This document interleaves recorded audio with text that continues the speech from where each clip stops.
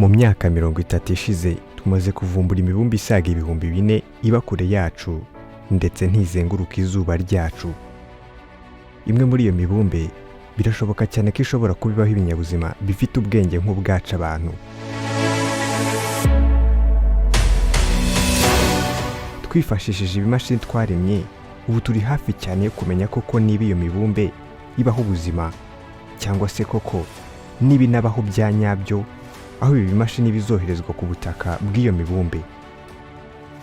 Mu kwezi kwa 11 mu mwaka wa 2013, bitewe n'ibyo abashakashatsi babonye ku mubumbe wa Kepler, batangaje ko nibura bishoboka cyane ko habaho indi mibumbe isaga miliyari 40 imeze neza nk'iy'isi yacu wowe nanjye dutuyeho. Iyi mibumbe yose nayo ikaba ituye mu gace kabamo ubuzima ndetse nayo ikagira inyenyeri zenguruka zimeze nk'izuba ryacu. Ndetse igitangaje ni uko imibumbe yose yasanzwe mu itsinda rya galaxy natwe tubarizwamo, ikaba yitwa Milky Way Galaxy.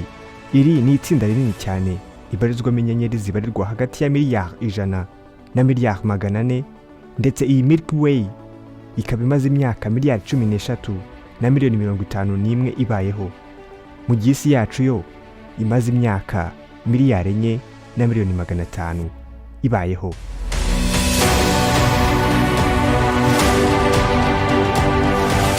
Mu mwaka wa 2028 ESA izakora ubutumwa bw'icyogajuru yise Ariel Mission. Iki cyogajuru nibura biteganyijwe ko kizasura imibumbe isaga 1000 itagaragira izuba ryacu. Ubu butumwa bwiswe Ariel Mission, icyogajuru kizoherezwa kizaba kigiye kwiga ku bigize ibinyabutabire bitandukanye biba kuri iyi mibumbe isaga 1000, ndetse biteganyijwe ko iziga n'ibigize ikirere cyaho, ingano y'ubushyuhe, ubukonje, niba hagwa imvura, ndetse ikaziga niba haba n'ibinyabuzima bito cyane ibyo bita microbe. Nyuma y'ibi byose nibwo tuzabasha kumenya koko niba dutuye twenyine cyangwa dufite ibindi binyabuzima duturanye nabyo ndetse bize ubwenge nkatwe. Reka dutegereze ibizava muri ubu bushakashatsi.